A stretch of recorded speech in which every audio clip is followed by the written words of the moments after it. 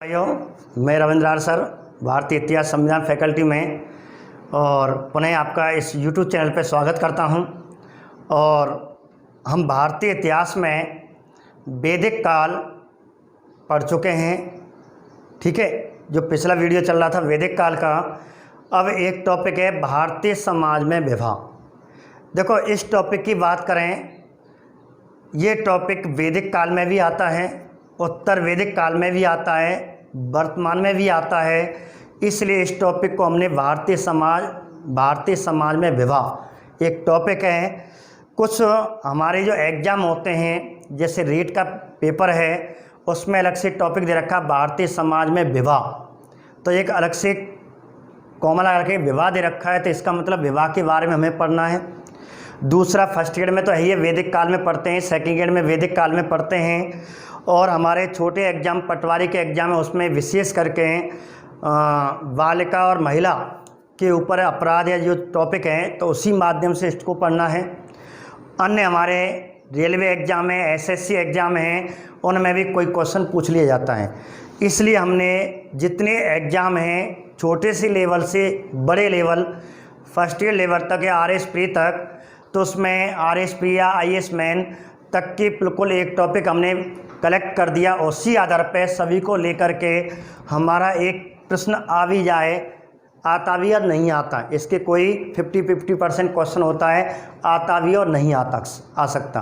कुछ ऐसे टॉपिक होते हैं, मैं बार बार बताता हूँ, इसमें 100% आएगा, लेकिन ये टॉपिक 50-50 माना जाता, आता भी आ सकता है और नहीं भी आ सकता। ठीक है, यदि 50% है तो भी हमें इस टॉपिक को पढ़ना है।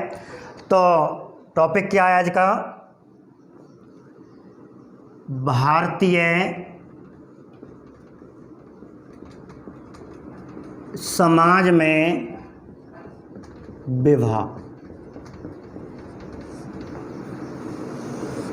भारतीय समाज में विवाह टॉपिक है।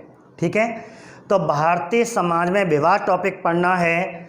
अब इस टॉपिक को क्यों पढ़ रहे हैं, मैं आपको कुछ क्वेश्चन बता देता हूं अब तक जो पूछे गए एग्जामों में, फिर हम आपको इस टॉपिक को चालू करते हैं। जैसे क्वेश्चन पूछा जाता है कि सबसे पहले विवाह का उल्लेख किस ग्रंथ में मिलता है? सर्वप्रथम विवाह का उल्लेख किस ग्रंथ में मिलता है? आपको 4 ग्रंथ देगा और आंसर होगा ऋग्वेद। एक बात। दूसरा, अगला प्रश्न बनता है, भारतीय समाज के 8 विवाह होते हैं, इन 8 विवाहों का वर्णन सबसे पहले किसने किया? आश्वरण गृहसूत्र। आश्वरण नामक ऋषि थे जिन्होंने गृहसूत्र नामक ग्रंथ लिखा, उन्होंने किया। फिर आगे है, भारतीय समाज में जो 8 प्रकार के विवाह हैं उनको 2 प्रकारों में विभाजित किया, मान्य विवाह और अमान्य विवाह में किसने किया? मनु ने किया। मनु ने एक पुस्तक लिखी, मनुस्मृति, पूछी जाती है। मनुस्मृति, जिसे भारत की सबसे प्राचीनतम स्मृति कहते हैं, मनुस्मृति क्वेश्चन पूछते हैं, मनुस्मृति आंसर होता है, या इसका रचयिता पूछते हैं, मनु होता है, एक क्वेश्चन। अगला क्वेश्चन होता है, अलंकृत कन्या का विवाह। अलंकृत कन्या का विवाह निम्न में से कौन सा विवाह है? या गाय और बैल की एक जोड़ी लेकर के कन्या का विवाह कराना कौन सा विवाह कहलाता है? या अपनी पुत्री का पुरोहित के साथ विवाह कराना कौन सा विवाह कहलाता है? दूसरा क्वेश्चन आता है, स्वयंवर विवाह किस विवाह के अंतर्गत आता है? अपहरण विवाह किसे कहते हैं? आश्रय विवाह किसे कहते हैं? सर्वोत्तम प्रकार का विवाह किसे कहते हैं? वर्तमान में भारतीय समाज में सर्वाधिक कौन से प्रकार का विवाह होता है और सबसे निकृष्ट विवाह कौन सा होता है? यह क्वेश्चन पूछ लेते हैं एक उदाहरण देकर के कि शिव और पार्वती का विवाह निम्न में से कौन से प्रकार का विवाह है? राम सीता का विवाह निम्न में से कौन से प्रकार का है? पृथ्वीराज चौहान और संयुक्ता के विवाह कौन से प्रकार का है? श्री कृष्ण और रुक्मणी का विवाह कौन से प्रकार का विवाह है? अर्जुन और सुभद्रा का विवाह कौन से प्रकार का विवाह है? या राजा दशरथ और कैकेयी का विवाह कौन से प्रकार का विवाह है? ऐसे प्रश्न पूछे जाते हैं, तो आपको इसी टॉपिक को हमें पढ़ना है। एक क्वेश्चन आता है, अनुलोम विवाह किसे कहते हैं? निम्न वर्ण की कन्या उच्च वर्ण का पुरुष कौन सा विवाह कहलाता है? ठीक है, अनुलोम प्रतिलोम विवाह के बारे में पूछे जाते हैं। या क्वेश्चन पूछते हैं ऋग्वैदिक काल में निम्न में से विवाह के संबंध में भारतीय समाज के विवाह के संदर्भ में कौन सी प्रथा प्रचलित नहीं थी या कौन सी प्रथा प्रचलित थी। उत्तर वैदिक काल में कौन सी प्रथा प्रचलित थी या नहीं थी, ये क्वेश्चन आते हैं। इसी को लेकर के हमें ये टॉपिक पढ़ना है। मैंने आपको जो अब तक जो क्वेश्चन पूछे जाते हैं सर्वाधिक इनमें से आते हैं। यदि आपको कोई एग्जाम होगा तो इनमें से ही प्रश्न पूछ लेगा। जो मैंने अभी आपको लगभग 15-20 क्वेश्चन बताए, इन्हीं क्वेश्चनों में से आ जाते हैं। इन्हीं क्वेश्चनों को लेते हुए आज हम एक नया टॉपिक पढ़ने वाले हैं, भारतीय समाज में विवाह। ठीक है, पढ़ें। सबसे पहले सामान्य परिचय के माध्यम से जो ऊपर से प्रश्न आ जाते हैं। सबसे पहला क्वेश्चन जैसे टॉपिक उठाएगा और सिलेबस में दे रखा है, रेट के सिलेबस में दे रखा है कि भारतीय समाज में विवाहों का उल्लेख सबसे पहले कौन से टॉपिक ही दे रखा है और इसी टॉपिक बनवा लिया कि सबसे पहले भारतीय समाज में विवाहों का उल्लेख कौन से ग्रंथ में है। तो आपको आंसर क्या करना है, ऋग्वेद करना है। एक बार विवाह का सबसे पहले उल्लेख कौन से ग्रंथ में मिलता है, तो आंसर आपको ऋग्वेद करना है। एक बात। दूसरा, अब ऋग्वेद यदि हम हाई लेवल की तैयारी, सेकंड ग्रेड फर्स्ट ग्रेड की तैयारी कर रहे हों, फर्स्ट ईयर लेक्चरर हिस्ट्री की तैयारी कर रहे हों, थोड़ा सा गहराई में चला जाएगा, तो इसलिए मैं उनको भी बता देता हूँ। भाई ऋग्वेद में अनेक मंडल हैं, आप जानते हैं। ऋग्वेद में कुल कितने मंडल हैं, 10 मंडल। और ऋग्वेद के कौन से मंडल में विवाह का उल्लेख है, अब गहराई में दे दिया। एक जनों को मालूम है, ऋग्वेद याद करके आया छोड़ा। अब उसने पूछिए ऋग्वेद के कौन से मंडल में, पहले मंडल में, 7वें मंडल में, 9वें मंडल में, 10वें मंडल में। ऐसे ऑप्शन आपको 4 मंडल देगा, तो ध्यान रखना 10वें मंडल में। कौन से मंडल में, 10वें मंडल में इसका उल्लेख है। एक बात, ठीक है। अब 10वें मंडल के कौन से सूक्त में, तो एक विवाह सूक्त है, विवाह सूक्त। और थोड़ा ये जो चैप्टर में आपको ये लेवल पढ़ा रहा हूँ, थोड़ा first grade second grade level का है, यहाँ तक आपको रेट लेवल काम चल जाएगा, लेकिन तब भी मैं आपको बता रहा हूँ। तो 85वें सूक्त में है। ठीक है, क्वेश्चन बढ़ गया कि विवाह का उल्लेख सबसे पहले कौन से ग्रंथ में, ऋग्वेद में है। ऋग्वेद के कौन से मंडल में, 10वें मंडल में है। ऋग्वेद के कौन से सूक्त में, विवाह सूक्त में। विवाह सूक्त के कौन से सूक्त में है, 85वें सूक्त में। 10वें मंडल के 85 सूक्त में विवाह सूक्त है। घुमा के क्वेश्चन पूछ रहे हैं कि ऋग्वेद के 10वें मंडल के कौन से सूक्त में विवाह सूक्त का उल्लेख है, 85 सूक्त में। एक बात। अब दूसरी बात, विवाह क्या होता है, विवाह के नियम किसे कहते हैं। विवाह अर्थात विवाह के जो नियम बनाने वाले, अब क्वेश्चन बनेगा विवाह के नियम सर्वप्रथम किस ऋषि ने बनाए थे। तो आपको वैदिक काल के, प्राचीन काल के 4 ऋषि देगा और आंसर करना है दीर्घता ऋषि। दीर्घता ऋषि था, प्राचीन काल का ऋषि था और इसने विवाह के नियम बनाए। इसने कहा कि विवाह क्या है।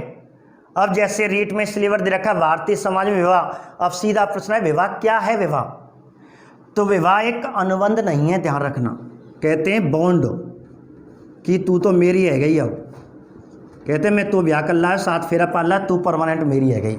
नहीं, बॉन्ड नहीं है, ये अनुबंध नहीं है।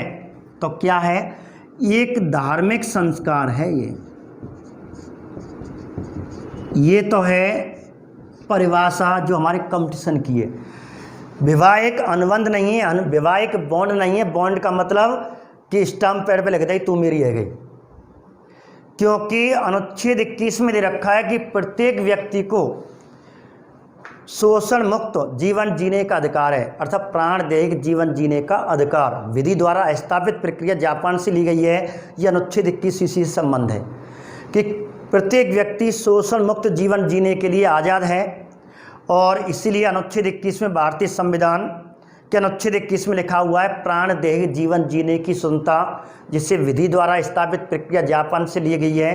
इसमें बताया गया। तो अनुबंध नहीं है कि फिक्स कर दिया, नहीं तू तो बंध गया, ये बॉन्ड नहीं, ये क्या है, धार्मिक संस्कार है। तो कुछ ऐसे नियम दीर्घता ऋषि ने बताए।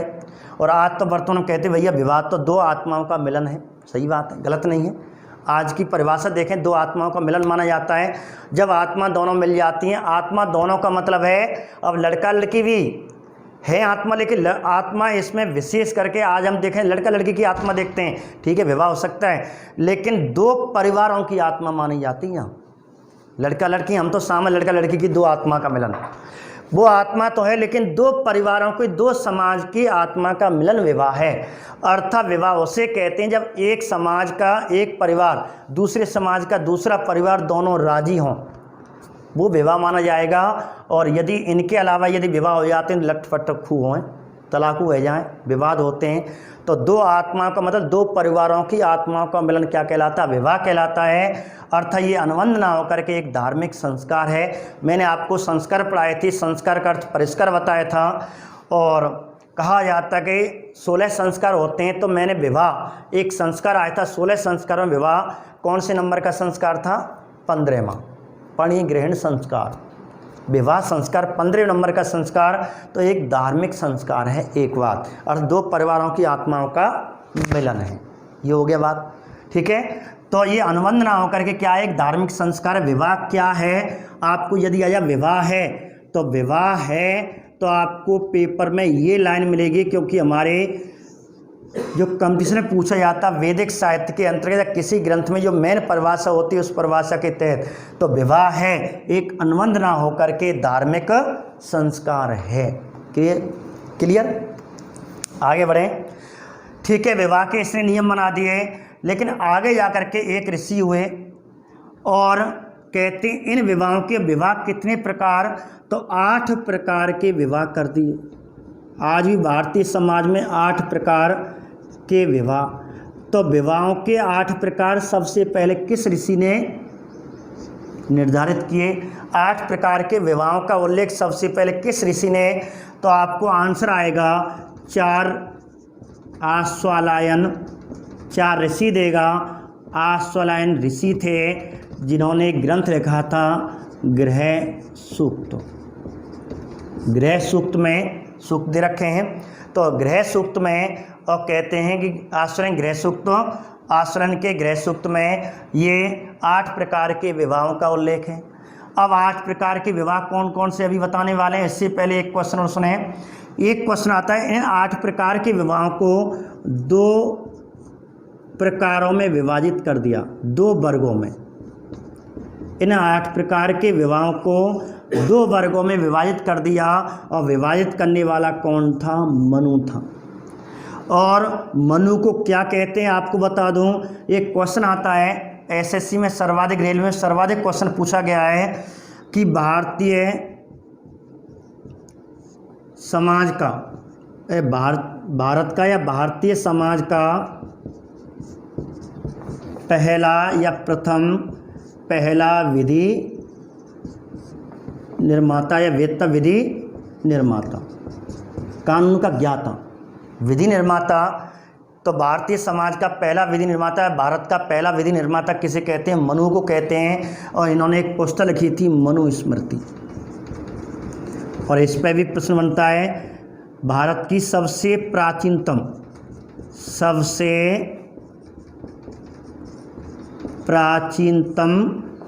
स्मृति कौन सी है, सबसे प्राचीनतम स्मृति कौन सी है, तो मनुस्मृति, ठीक है। तो ये इस प्रकार इसने अपनी मनुस्मृति में और 2 प्रकार, इन 8 प्रकार के विवाहों को 2 प्रकारों में बांटा। और 2 प्रकार कौन कौन से, एक तो कह दिया मान्य विवाह और एक में अमान्य विवाह। इन 8 प्रकार के विवाहों को और ऋग्वैदिक काल के 2 प्रकार के विवाहों को मान्य अमान्य कह दिया कि भाई समाज जिनको माने, समाज जिनको सम्मान दे, समाज जिनको स्वीकार करे, वो मान्य विवाह होगा। और यदि मान्य विवाह में एक शर्त रखी गई थी, तलाक की कोई अनुमति नहीं, तलाक होगा तो बड़ी नियम से होगा, तलाक सरलता से नहीं दिया जा सकता। तो इस प्रकार मान्य विवाह कर दिए। और जिसे समाज नहीं माने, और ठीक है, तो ये ध्यान रखना, समाज जिसको नहीं माने वह है तलाक जिसे नहीं दिया जा सकता, तलाक जिसे दिया जा सकता है सरलता से दे देते हैं। ठीक है, बहुत से मुसलमान कबूल करके ब्याह जा और तलाक है तो बहुत जल्दी, लेकिन कठोर नियम से कानून के तहत तलाक होगा। अर्थात तलाक की कोई स्वीकृति है ही नहीं थी, शुरू में तलाक की कोई स्वीकृति नहीं थी। और कहते हैं समाज मान्य था, तलाक की कोई स्वीकृति नहीं थी, वो मान्य विवाह था। जिसे समाज स्वीकृत नहीं करता था, तलाक की स्वीकृति होती थी, उसे अमान्य विवाह कहा जाता था। एक बात। अब कहते हैं ऋग्वैदिक काल में कौन मान्य विवाह था, उत्तर वैदिक काल में कौन अमान्य विवाह था। तो यहाँ हम मान्य विवाह अमान्य विवाह ऋग्वैदिक काल के और उत्तर वैदिक काल के वर्तमान समाज के विवाह पढ़ने वाले हैं। और इनके साथ विवाह के संबंध में कोई एक्ट, क्योंकि शायद 2016 में रीट में एक्टों के इन विवाह के ऊपर क्वेश्चन आए हुए हैं। और सामान्यतः आपने देखा होगा अक्सर विवाह एक्ट, पुनर्विवाह, विधवा पुनर्विवाह, सती प्रथा, दास प्रथा एक्ट पूछ लिए जाते हैं, तो वो इसी के तहत पूछे जाते हैं। यहीं आपको लास्ट में जब अगला चैप्टर में तो वर्तमान में जो कौन कौन से एक्ट बनाए गए हैं उनको मैं आपको यहाँ समझा दूँगा, क्योंकि ये क्वेश्चन है रीट में। आपको बता दूँ L1 वाले रीट वालों के लिए परिवार दे रखा है, तो परिवार का मतलब विवाह पढ़ना है। L1 STC वालों के लिए एक परिवार दे रखा है, परिवार विवाह के अंतर्गत आता है, तो आपको विवाह और परिवार दोनों पढ़ना है। इसलिए रीट L1 और L2 के दोनों के लिए इम्पोर्टेंट है, ध्यान रखना। L2 में ये टॉपिक क्या दे रखा है, भारतीय समाज में विवाह, परिवार और जेंडर विविधता, अर्थात लैंगिक विविधता, ये टॉपिक दे रखा है। तो जेंडर दे रखा है, वो टॉपिक इसी के तहत पढ़ना है, क्योंकि अगले वीडियो में या अगले चैप्टर में आपको उनके एक्ट बताऊंगा, साथ साथ में लेते चलूँगा, लेकिन लास्ट में आपको लिखा दी जाएंगे, उन्हीं में से आपको एक एक्ट पूछ लिया जाएगा। पटवार में भी दे रखा है, पुलिस में भी आपको महिला अत्याचार का एक्ट दे रखा है, बाल और महिला, तो इसमें से क्वेश्चन आपको शायद मिल जाए, पूरा मिल जाएगा। तो आपको एक्ट, वहाँ तो धाराएँ आएंगी, पुलिस में थोड़ा कठिन क्वेश्चन बन सकता है, लेकिन तब भी आपको महिला के संबंध में आपको जितने एक्ट हैं, जितनी धाराएँ, वो आपको पढ़नी है। अब देखो मान्य विवाह और अमान्य विवाह, तो आपके एक बार मैं आपको और बता दूं, फिर हम विवाह के बारे में पढ़ेंगे। पहला क्वेश्चन है, विवाह का सबसे पहले उल्लेख ऋग्वेद में मिलता है। ऋग्वेद के कौन से मंडल में, 10वें मंडल में। ऋग्वेद के कौन से सूक्त में, विवाह सूक्त में। ऋग्वेद के विवाह सूक्त के कौन से सूक्त में, 85वें सूक्त में।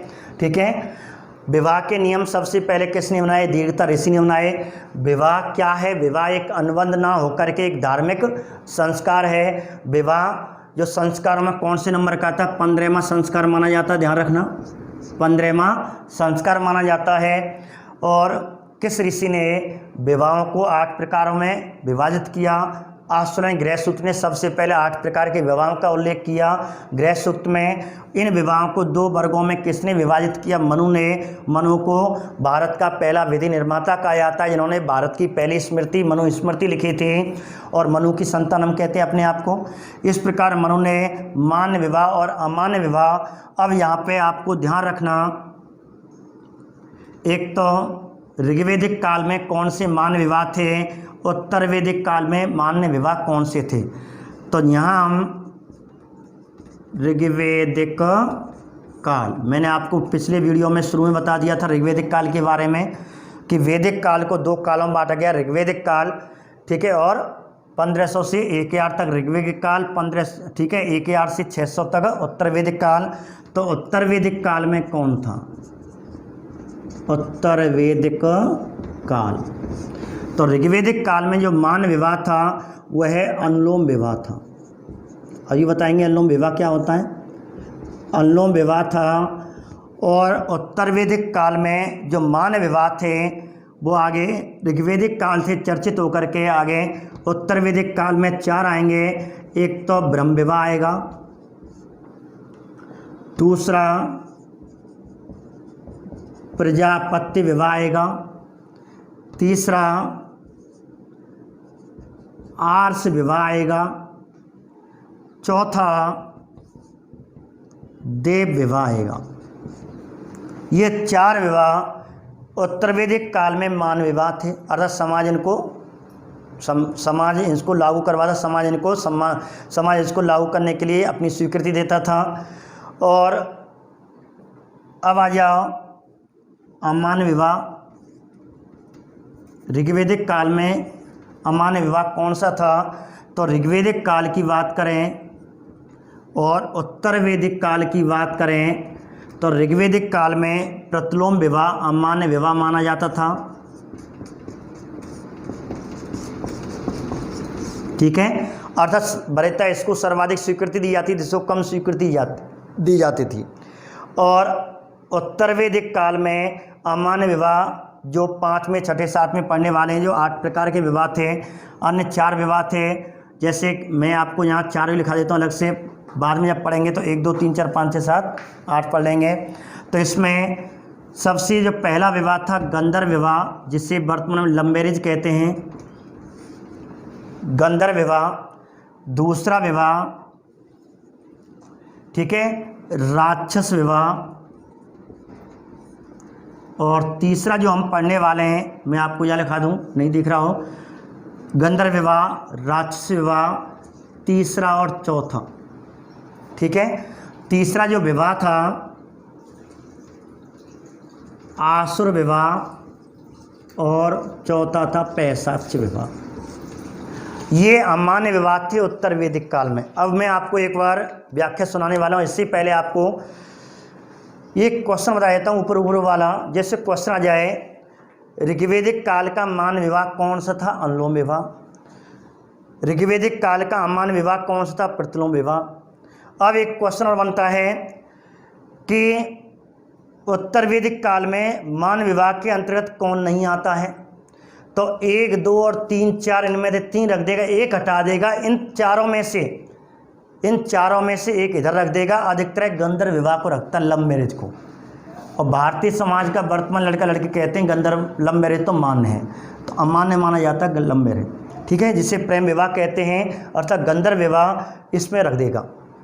गंधर्व विवाह के अंतर्गत आपको ध्यान रखना, अमान्य विवाह है तो ब्रह्म विवाह, आश्र विवाह, प्रजापत्र विवाह, देव विवाह, ये मान्य विवाह कहलाते हैं। और गंधर्व विवाह, राक्षस विवाह, आश्र विवाह, पैशाच विवाह, अमान्य विवाह। एक प्रश्न बनता है कि सर्वोत्तम प्रकार का विवाह कौन सा है? तो इन 8 में से आपको 4 रखेगा, आंसर करना है पहले नंबर का ब्रह्म विवाह। और सबसे निकृष्ट विवाह कौन सा है? पैशाच विवाह। ठीक है, इस प्रकार अब हम आपको पहले ऋग्वैदिक काल के विवाह पढ़ेंगे, फिर उत्तर वैदिक काल के विवाह पढ़ेंगे। तो आप इसको नोट करें।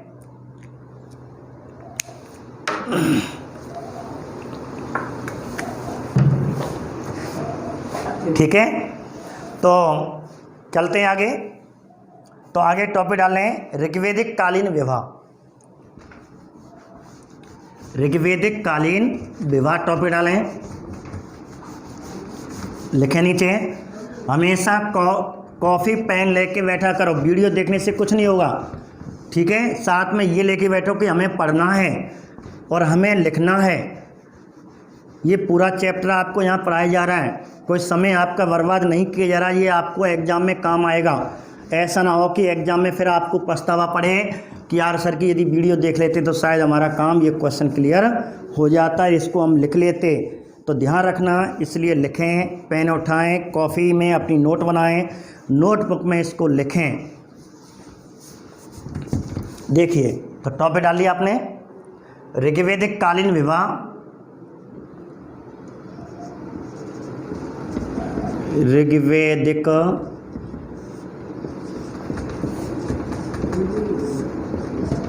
कालीन विवाह। ठीक है, तो ऋग्वैदिक कालीन विवाह केवल कितने प्रकार के थे? ऋग्वैदिक कालीन विवाह अंतरजातीय विवाह था। एक बात ध्यान रखना, एक बात कॉमन छोटे शब्द में पूछ रहे, अंतरजातीय विवाह, अंतरजातीय विवाह प्रचलित थे। एक बात, ठीक है, एक जात से दूसरी जात में अंतरजातीय विवाह प्रचलित थे। और अंतरजातीय विवाहों को 2 प्रकारों में बांटा गया। कितने प्रकार? 2 प्रकारों में। और वो कौन कौन से हो गए?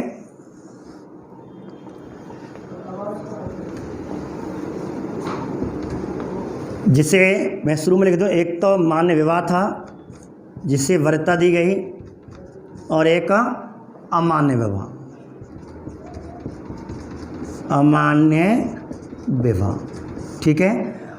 और जो मान्य विवाह था जिसे समाज ने स्वीकृति दी थी वह अनुलोम विवाह था,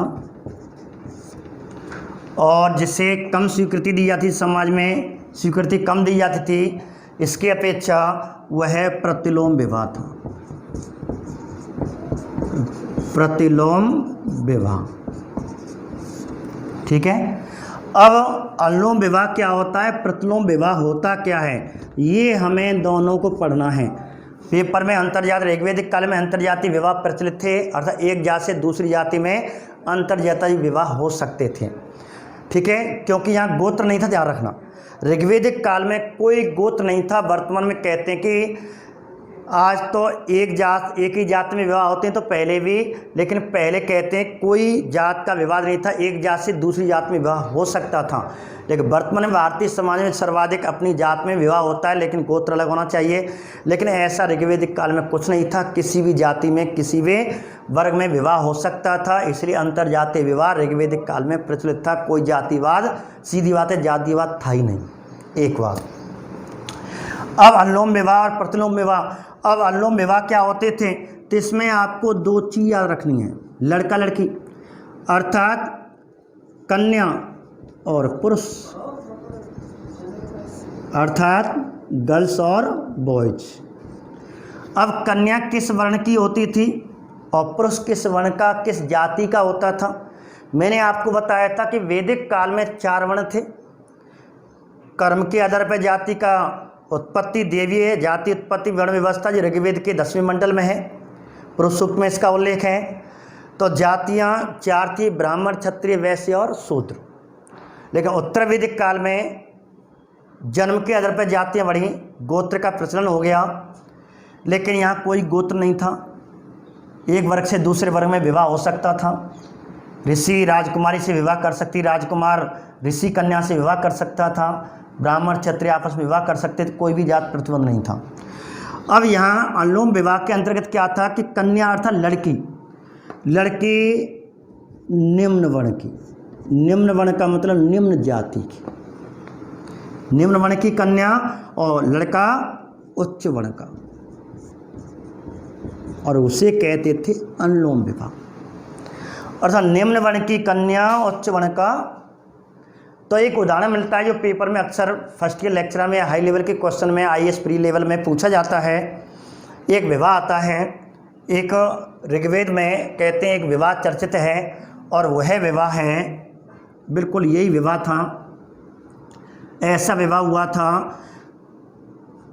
कुमुदु और विमदु का विवाह। विमदु एक ऋषि थे और कुमुदु एक राजकुमारी थी, अर्थात क्षत्रिय राजकुमारी। क्षत्रिय राजाओं की कोई राजकुमारी, अर्थात राजकुमारी तो क्षत्रिय हो गई, और ये ऋषि था, ऋषि पुत्र या ऋषि था। तो कहते हैं ऋषि का एक राजकुमारी से विवाह। तो ऋषि तो हो गया ब्राह्मण का, तो उच्च वर्ण का हो गया, और कुमुदु क्या हो गई, क्षत्रिय। तो ब्राह्मण से नीचे होता है, तो भाई सबसे ऊंची जाति ब्राह्मण, फिर क्षत्रिय, फिर वैश्य और फिर शूद्र। तो सबसे उच्च वर्ण हो गया ब्राह्मण। तो ये ब्राह्मण था और ये एक राजकुमारी थी, ये क्षत्रिय राजकुमारी थी। तो क्षत्रिय का ये ब्राह्मण से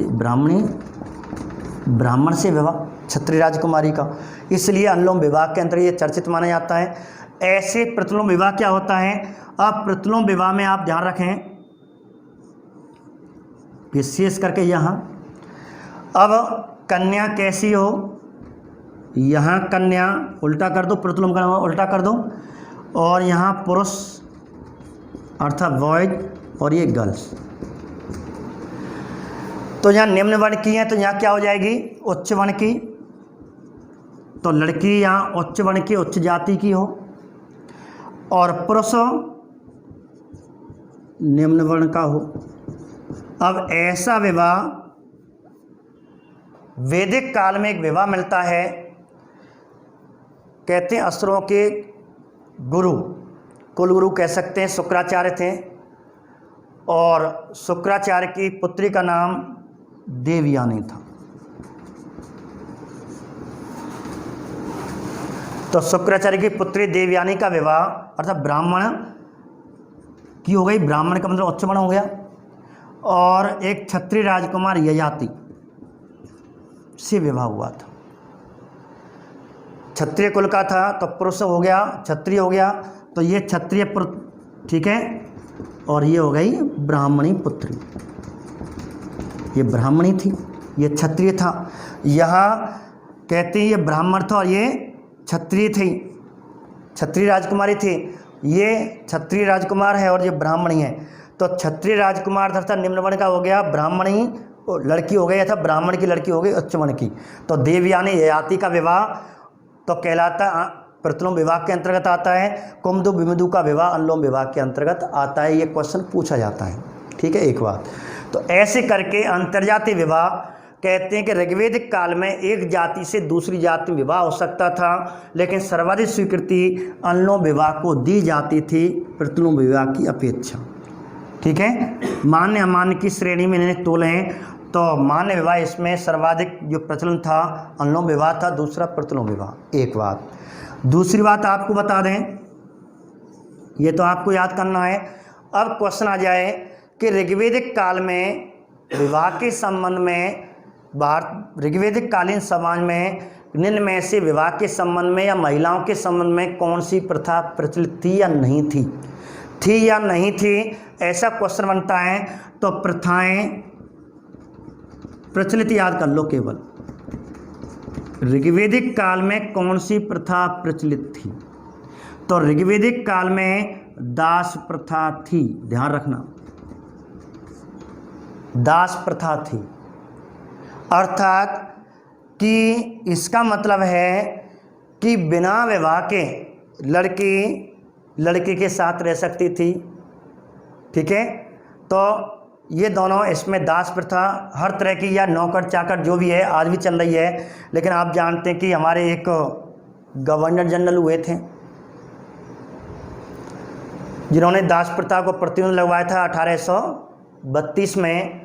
1832 में एक्ट बनाया था दास प्रथा का, विलियम बेंटिंग थे, और दास प्रथा पर प्रतिबंध लगवाया। और राजस्थान के संदर्भ में दास प्रथा पर सबसे पहले कहते हैं इस एक्ट के तहत प्रतिबंध कोटा और बूंदी हाड़ौती क्षेत्र में लगा था 1832 में।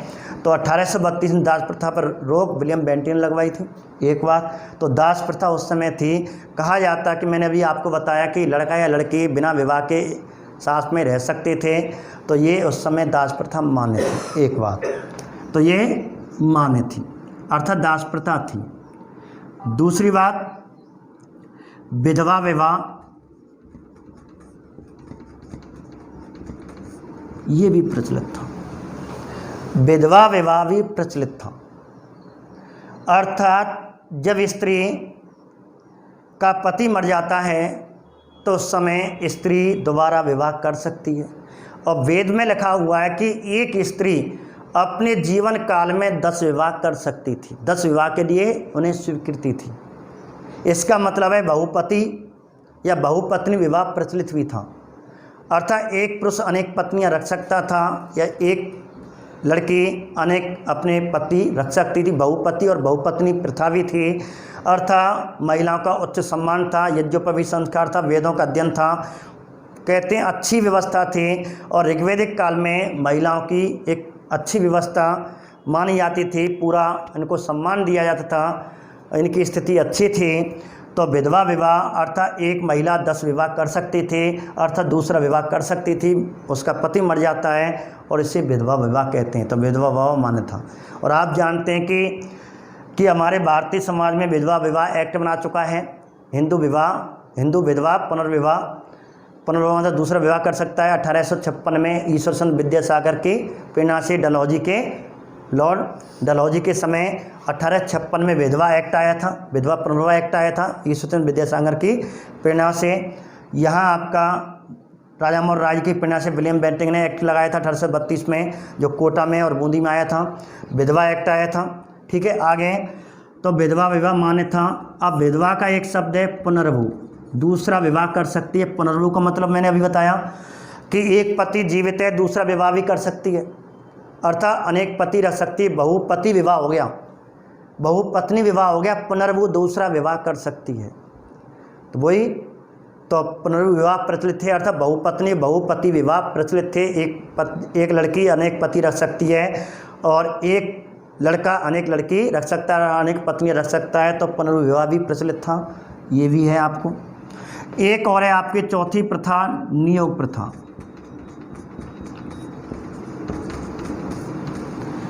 नियोग प्रथा क्या है? वैदिक काल में महिला का स्थिति अच्छी थी, उसी के तहत एक अच्छा उदाहरण मिलता है नियोग प्रथा। नियोग प्रथा क्या है? जब कोई पत्नी है और उसका पति मर जाता है, अचानक उसका पति मर गया और कोई संतान है नहीं है और उसका पति मर जाता है, ऐसी स्थिति में महिलाओं को एक और सम्मान था। यदि वो विवाह नहीं करना चाहती, या तो विवाह कर ही ले, विधवा विवाह हो सकता है। यदि नहीं करना चाहती लेकिन वह अपने पति का वंश चलाना चाहती है, लेकिन बेटा तो है नहीं है, घर में भी नहीं है, उस समय इसका पति मरा था, घर में कोई पुत्र या संतान नहीं थी, अब लेकिन वो विवाह नहीं करना चाहती है, ऐसी स्थिति में उसे नियोग प्रथा का दर्जा दिया गया था, नियोग प्रथा की स्वीकृति दी गई थी। जो विधवा विवाह नहीं करना चाहती और इसके घर में अर्थात उसका कोई पुत्र नहीं है लेकिन वो अपने पति का वंश चलाना चाहती है, तो उसके लिए नियोग प्रथा स्वीकृति दी गई थी। नियोग प्रथा थी क्या कि जब विधवा अर्थात इसका पति मर चुका है तो वह अपने पति के वंश चलाने के लिए, अपना जीवन व्यतीत करने के लिए, अपने पति का वंश चलाने के लिए अपने पति के साथ सहवास कर सकती थी, शारीरिक संबंध बना सकती, केवल कब तक? पुत्र की प्राप्ति तक। अर्थात अपने देवर के साथ पत्नी के रूप में रह सकती थी और इस प्रकार जैसे संतान उत्पन्न हो जाए तो केवल संतान उत्पत्ति तक अपने देवर, और यदि देवर ना हो तो भाई अकेला ही था वो, तो फिर ऐसी स्थिति में तो फिर इसमें यह बताया गया कि उसके जो पति है उसके समाज में या उसके परिवार में या उसके समाज में या उसकी रिश्तेदारी में उसका भाई लगता हो, तो क्रम बताया गया। देवर ना हो तो चाचा या ताऊ का लड़का, वो भी देवर लगता है उसके साथ। यदि ना हो तो मामा या फूफा का लड़का, मामा का लड़का या फूफा का लड़का, अर्थात वो भी एक कहते देवर के रूप में श्रेणी में आते हैं, तो इसे नियोग प्रथा कहते हैं। और इस प्रकार जो उत्पन्न पुत्र होता था उस उत्पन्न पुत्र को क्षेत्रज कहा जाता था। तो वह लड़का इस देवर के साथ अर्थात अपने पति के जो भाई बंधु लगते थे उसके साथ सारे संबंध बनाते थे, तो ऐसा पुत्र क्या कहलाता था? ये क्वेश्चन आता क्षेत्रज। ठीक है, तो नियोग प्रथा अर्थात नियोग प्रथा के अंतर्गत पुत्र को क्या कहा जाता था? क्षेत्रज कहा जाता था। एक बात, ठीक है, ये 4 प्रथाएं प्रचलित थीं। अब एक और है, अब आपको क्या करेगा, अधिकतर ये 4 चर्चित हैं। अब क्वेश्चन क्या देगा कि ऋग्वैदिक काल में कौन सी प्रथा प्रचलित नहीं थी या थी? तो थी तो इनमें 4, 3 तो उत्तर वैदिक काल की रख देगा, एक इसमें से रख देगा, और नहीं थी सर्वाधिक क्या करते हैं? पर्दा प्रथा। तो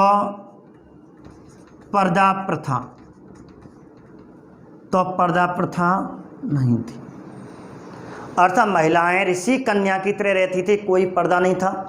ये पर्दा प्रथा तो महिलाएं जो घूंघट डाल के रहनी या पर्दे में रहना प्रारंभ किया था वो उत्तर वैदिक काल में, ऋग्वैदिक काल में ऋषि कन्या की तरह रहती थी, कोई पर्दा, सास ससुर कोई भी हो, कोई पर्दा नहीं डालती थी, तो पर्दा प्रथा प्रचलित नहीं था। ये पर्दा प्रथा तो उत्तर वैदिक काल में आया है। ना ही कोई सती प्रथा थी, यदि कोई अपने पति के साथ नहीं कहते सती नहीं होती थी, कोई सती प्रथा नहीं थी, पर्दा प्रथा नहीं थी, बाल विवाह भी नहीं था। ठीक है, अब प्रथाएं कौन कौन सी नहीं थी, तो आपको ये तो 4 तो थी, और कौन सी नहीं थी तो मैं आपको क्रॉस लिख रहा हूँ, इसका मतलब नहीं थे। तो नंबर दूसरा है पर्दा प्रथा और बाल विवाह। बाल विवाह भी नहीं थे, ये तो उत्तर वैदिक काल में आए थे। जो नहीं थे वो उत्तर वैदिक काल में कोई भी बाल विवाह नहीं होता था। कहने का मतलब है, तो बाल विवाह का मतलब है यहाँ पे जो लड़का लड़की का जो विवाह होता था 16 और 17 वर्ष में, 16 वर्ष की लड़की और 17 वर्ष का लड़का, अर्थात वयस्क अवस्था में, और उनका विवाह होता था, और इसलिए बाल विवाह भी प्रचलित नहीं था। एक बात, ठीक है, बाल विवाह आपको शारदा एक्ट के तहत आया है। हरविलास शारदा अजमेर के थे और 1929 में एक्ट बना था बाल विवाह एक्ट, और जिसके तहत विवाह की जो उम्र दी गई थी 18-14 दी गई थी शारदा एक्ट के तहत। लेकिन ऋग्वैदिक काल में 16-17 थी, ध्यान रखना। ऋग्वैदिक काल में लड़का और लड़की की 16 और लड़का की 17। लेकिन शारदा एक्ट जो 1929 में हरविलास शारदा एक्ट बना था और उसके तहत कहते हैं 14 तो लड़का की और 14 लड़की की थी। लेकिन वर्तमान में जो विवाह एक्ट बना है वो लड़के की 21 और लड़की की 18 है। ध्यान रखना आज की स्थिति में ये 3 आपको ध्यान रखना है। वैदिक काल में 16 कम जो होगी वो लड़की की और ज़्यादा होगी वो लड़का की। और बाल विवाह एक्ट के तहत शारदा एक्ट के तहत 18-14 तो 14 लड़की की और वर्तमान में 21-18 है। इस प्रकार बाल विवाह भी प्रचलित नहीं था और ना ही सती प्रथा था। ठीक है, सती प्रथा भी प्रचलित नहीं थी। और सती प्रथा का सबसे पहले उल्लेख गुप्त काल में भानुगुप्त का एरण्य अभिलेख में मिलता है। ठीक है, तो ऐसे करके और सती प्रथा एक्ट 1829 में विलियम बेंटिंक हमारे राजा मोहन राय की प्रेरणा से और धारा 17 1829 के तहत कहते सती प्रथा पर सबसे पहले बंगाल में प्रतिबंध लगाया, फिर संपूर्ण भारतवर्ष में तो सती प्रथा पर विलियम बेंटिंक ने लगाया था। तो ऐसे करके आपको ध्यान रखने के एक्ट आपको लास्ट में लिखाए जाएंगे जो पूछे जा सकते हैं इनके माध्यम से। तो ऋग्वैदिक काल में पूर्णतः 4 प्रथाएं आपको विशेष याद रखनी है। दास प्रथा प्रचलित थी, अर्थात लड़का लड़की बिना विवाह के साथ में रह सकते थे, खरीद सकते थे। विधवा विवाह थी, जब कोई का पति मर जाता तो वह लड़की दोबारा अपने आजीवन में 10 विवाह कर सकती थी। इसलिए पुनर्विवाह एक लड़की अनेक विवाह भी एक जीते रहिए, एक उसका पति जीवित है दूसरा पति ला सकती थी। पुनर्विवाह बहुपति और बहुपत्नी विवाह भी प्रचलित था। नियोग प्रथा, जब कहते हैं कि नियोग प्रथा के अंतर्गत जब जिसका पति मर जाए तो ऐसी विधवा अपने पति का वंशज चलाने के लिए अपने देवर के साथ सारे संबंध बना सकती थी, तो उसे नियोग प्रथा कहते हैं। उससे उत्पन्न पुत्र क्षेत्रज कहलाता है। पर्दा प्रथा कोई प्रचलित नहीं था, बाल विवाह कोई प्रचलित नहीं था, सती प्रथा कोई प्रचलित नहीं थी। ये प्रथाएं तो उत्तर वैदिक काल में आएंगी। तो इस प्रकार आज हमने वर्तमान में, और एक और आपको बता दूं कि एक ऋग्वैदिक काल में या ऋग्वैदिक काल में जो लड़का विवाह नहीं करता था वो क्या कहलाता था। जो लड़का अविवाहित आजीवन विवाह नहीं करूँगा तो उसे नैष्टिक कहते थे। जो अविवाहित कुंवारा लड़का जाते कहें विवाह नहीं करता है, ऐसी लड़की जो विवाह नहीं करती उसे अमाजू और नैष्टिक। अमाजू, ठीक है, आजीवन विवाह न करना, कुंवारी करना जिसके ऊपर जो आजीवन विवाह नहीं करती थी, ठीक है, अविवाहित। और लड़का नैष्टिक कहलाता था। ठीक है, तो आजीवन विवाह न करने वाला ये पुरुष था, जो आजीवन विवाह नहीं करने वाला पुरुष नैष्टिक कहलाता था। और आजीवन विवाह न करने वाली महिला या स्त्री क्या कहलाती थी, अमाजू कहलाती थी। तो इस प्रकार हमारा ये टॉपिक, ठीक है, जो आपको भारतीय समाज में और ऋग्वैदिक कालीन विवाह हमने पढ़ाया था और ये हमारा कंप्लीट हुआ। इसमें से आपको प्रश्न मिल जाएंगे। ठीक है, तो ऐसे करके ये ऋग्वैदिक कालीन है। अब हम, ठीक है, अब हम आपको उत्तर वैदिक कालीन विवाह पढ़ेंगे। तो पहले इसको उतारें।